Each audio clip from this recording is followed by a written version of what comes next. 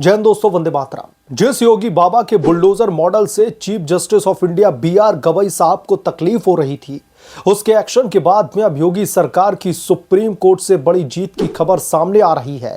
दरअसल उत्तर प्रदेश के बरेली में हुए दंगे के मास्टरमाइंड के खिलाफ में सुप्रीम कोर्ट के बड़े आदेश से राजनीति में खलबली मची हुई है। खास तौर पर दंगाई परस्त जो राजनेता हैं, जो लिबरल लॉबी हो ने कोर्ट का आदेश अब ये पच नहीं रहा। दोस्तों, कल्पना कीजिए एक शहर जहां पर शांति की जगह पत्थरबाजी की गूंज हो, जहां धार्मिक उत्सव की आड़ में दंगे भड़काए जाएं और एक मौलाना की भड़काऊ भाषणों से पूरा इलाका जल उठे। लेकिन क्या होगा जब कानून की लाठी चले और दंगाई जेल की सलाखों के पीछे रोने और गिड़गिड़ाने लगे। यही हुआ है उत्तर प्रदेश के बरेली में, जहां पर 26 सितंबर को दोस्तों भड़की हिंसा के मास्टरमाइंड मौलाना तौकीर रजा अब जेल में सांस लेने के लिए तरस रहा है। सुप्रीम कोर्ट से लेकर के सड़क तक ये कहानी नहीं दोस्तों, बल्कि एक सबक है। कैसे उत्तर प्रदेश में दंगाइयों की कमर तोड़ दी गई है और मुख्यमंत्री योगी आदित्यनाथ का बुलडोजर मॉडल अपराधियों के लिए कयामत बन चुका है। और रही बची कसर सुप्रीम कोर्ट के इस बड़े फैसले ने कर दी है, जिसकी वजह से अब राजनीतिक बौखलाहट भी देखने को मिल रही है। इत्तेहाद मिल्लत काउंसिल के प्रमुख मौलाना तौकीर रजा की रिमांड दोस्तों अब सुप्रीम कोर्ट की तरफ से 14 दिनों के लिए बढ़ा दी गई है। उनके खिलाफ में चल रहे मामलों में रिमांड पेशी 28 अक्टूबर को अब दरअसल की जाएगी। मौलाना तौकीर रजा की वर्चुअल पेशी दरअसल CJM यानी कि मुख्य न्यायिक मजिस्ट्रेट अलका पांडे के समक्ष हुई थी। साल 1982 से लेकर के अब तक तकरीबन दोस्तों उसके ऊपर 20 मुकदमे दर्ज हैं। 26 सितंबर को हुए बवाल के बाद में उनके खिलाफ में बरेली के 5 थानों में 7 नए मुकदमे दर्ज किए गए थे। कुल मिलाकर के दोस्तों बरेली बवाल से जुड़े 10 मुकदमों में अब तौकीर रजा को नामजद किया जा चुका है और अखिलेश यादव को खास तौर पर बहुत तकलीफ हो रही है। पुलिस जांच में सामने आया है कि बाकी बचे 3 मामलों में भी उनका नाम जोड़ा गया है। अब तक दोस्तों पुलिस इस पूरे प्रकरण में 12 मुकदमे दर्ज कर चुकी है। SPO यानी कि वरिष्ठ अभियोजन अधिकारी दरअसल लवलेश सिंह ने बताया है कि मौलाना तौकीर रजा की वर्चुअल पेशी CJM यानी कि मुख्य न्यायिक मजिस्ट्रेट के सामने अलका पांडे के समक्ष की गई थी। उसके साथ ही 39 लोग व्यक्तिगत तौर पर कोर्ट में पेश किए गए थे।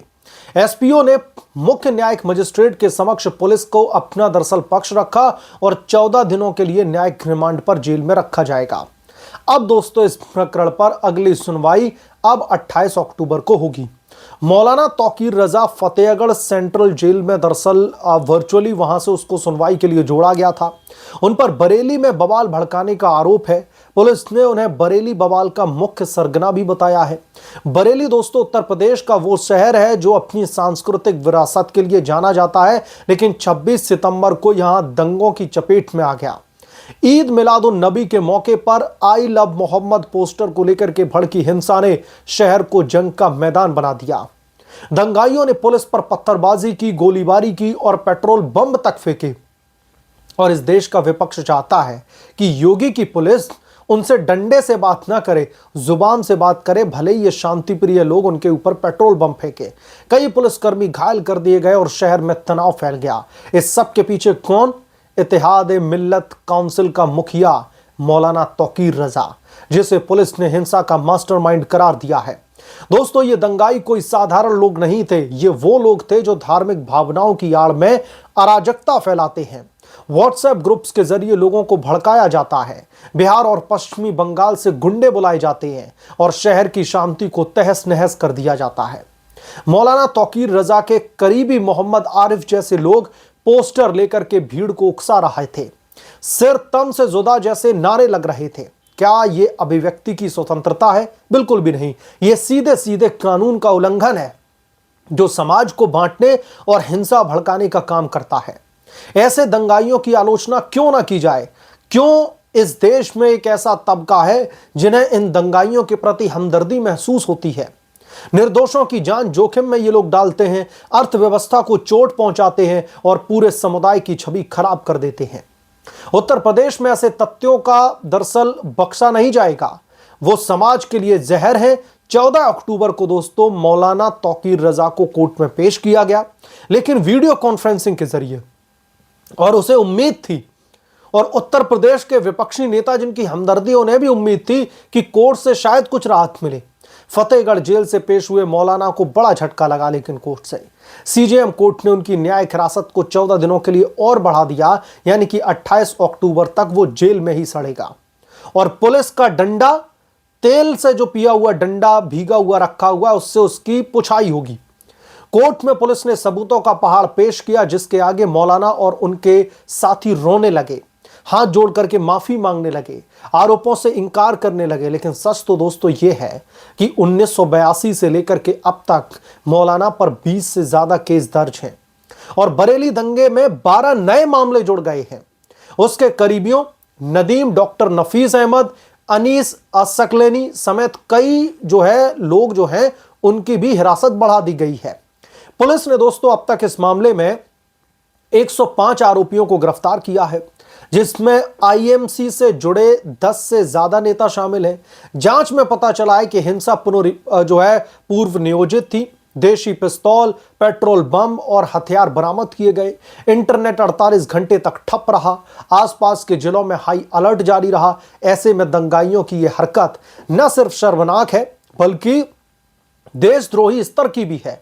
वो सोचते हैं कि धार्मिक आवरण में हिंसा कर लेंगे, लेकिन योगी सरकार ने साबित कर दिया है कि कानून सबके लिए बराबर है। अब बात दोस्तों उस मॉडल की जो पूरे देश में चर्चा का विषय बना हुआ है, योगी आदित्यनाथ का बुलडोजर मॉडल। बरेली में हिंसा के बाद प्रशासन ने अवैध कब्जाधारियों पर शिकंजा कसा।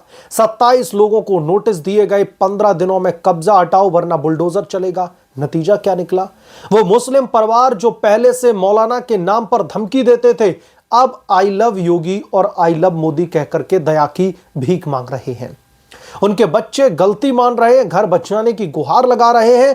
नगर निगम ने साफ कहा है कि यह जमीन हमारी है। जांच में अवैध कब्जा साबित हुआ है। अगर यह नहीं हटाया तो योगी का बुलडोजर बरसेगा। खर्चा भी वसूला जाएगा जो बुलडोजर चलेगा, और उस बुलडोजर चलाने में जो खर्चा आएगा वो भी आपसे ही वसूला जाएगा और केस भी दर्ज किया जाएगा। यह मॉडल क्यों सराहनीय है? क्योंकि यह दंगाइयों को सिर्फ जेल नहीं भेजता, बल्कि उनकी अवैध संपत्तियों को भी नेस्ता नाबूद कर देता है। मौलाना तौकीर रजा के करीबियों की अवैध इमारतें गिराई जा रही हैं। इससे अपराधी डरते हैं, हिंसा करोगे तो सिर्फ जेल नहीं सब कुछ खो दोगे। उत्तर प्रदेश में दोस्तों यह मॉडल सफल रहा क्योंकि यह निष्पक्ष है और कोई राजनीतिक द्वेष नहीं, सिर्फ कानून का राज है। मुख्यमंत्री योगी आदित्यनाथ ने सख्त लहजे में कहा कि दंगाइयों को बख्शा नहीं जाएगा, और देखिए परिणाम सबके सामने हैं। दंगे रुक चुके हैं, शहर में पूरी तरीके से शांति बहाल हो चुकी है। हिंसा के बीच एक और बहुत बड़ा खुलासा हुआ है मौलाना तौकीर रजा को लेकर के, क्योंकि जब किसी का एक गुनाह सामने आता है तो जब जांच होती है तो उसका पूरा का पूरा कच्चा चिट्ठा निकल आता है। दोस्तों मौलाना तौकीर रजा ने साल 1997 से पहले दरअसल लिया 30,522 रुपए का कर्ज चुकाया। बदायूं डिस्ट्रिक्ट कोऑपरेटिव बैंक का लोन था जो उर्वरक और बीज के लिए था। वो डिफॉल्टर थे, हर साल नोटिस जाते थे, लेकिन राजनीतिक रसूख के चलते कार्रवाई रुकी हुई थी। लेकिन योगी बाबा की सरकार की सख्ती ने उन्हें होश में ला दिया। उसके भतीजे शहनवाज ने रकम जमा की और अब नाम डिफॉल्टर लिस्ट से हट गया है, यानी कि बैंक का पैसा अपनी बपौती समझ करके रखा हुआ था। यह दिखाता है कि जब कानून की तलवार लटके तो दंगाई भी सुधर जाते हैं। मौलाना की कई संपत्तियां बेची जा चुकी हैं, लेकिन अब सरकार की नजर उन पर है। जल्द ही वो सरकारी कब्जे में आ सकती है। उत्तर प्रदेश में ऐसे दंगाई समाज के लिए अभिशाप हैं। वो धार्मिक भावनाओं को भड़का करके निर्दोषों को नुकसान पहुंचाते हैं। बरेली हिंसा में पुलिस घायल हुई, शहर ठप हो गया और अर्थव्यवस्था को चोट पहुंचाई गई। क्या यह इस्लाम की शिक्षा है? नहीं, ये राजनीतिक महत्वाकांक्षा है। और इनको बढ़ावा कौन देते हैं? जो बड़े रसूखदार राजनेता हैं। मौलाना जैसे लोग समुदाय को गुमराह करते हैं और जब पकड़े जाते हैं तो माफी मांगने लगते हैं, दया की भीख मांगने लगते हैं। ऐसे अराजक तत्वों की कड़ी निंदा होनी चाहिए। वो न सिर्फ दोस्तों कानून तोड़ते हैं बल्कि शांति का गला भी घोंटते हैं। बरेली हिंसा की यह घटना साबित करती है कि उत्तर प्रदेश में दंगाइयों के दिन लद चुके हैं। योगी आदित्यनाथ का बुलडोजर मॉडल न सिर्फ अपराधियों को सजा देता है बल्कि भविष्य की हिंसा को भी रोकता है। जहां दंगाई आई लव योगी कहने के लिए मजबूर हैं, तो समझिए सिस्टम काम कर रहा है और सटीक काम कर रहा है। यह मॉडल पूरे देश के लिए उदाहरण है। सख्ती से शांति आती है। अगर आप भी मानते हैं कि दंगाइयों को बख्शा नहीं जाना चाहिए, तो अपनी राय हमें कमेंट में जरूर लिख करके बताएं। योगी की यह नीति न सिर्फ यूपी को मजबूत बना रही है, बल्कि भारत को भी मजबूत बना रही है। बहरहाल, आप क्या सोचते हैं इसके बारे में, आपकी क्या राय है, कमेंट करके जरूर बताएं। जल्द मिलूंगा किस दूसरे बड़े अपडेट के साथ में, तब तक के लिए धन्यवाद। अगर आप लोग चैनल पर रहे हैं तो प्लीज चैनल को सब्सक्राइब करें, साइड में बेल आइकन को जरूर प्रेस करें, ताकि जब भी मैं कोई नया अपडेट लेकर के आऊं तो इसकी जानकारी नोटिफिकेशन के जरिए सबसे पहले आपको मिले।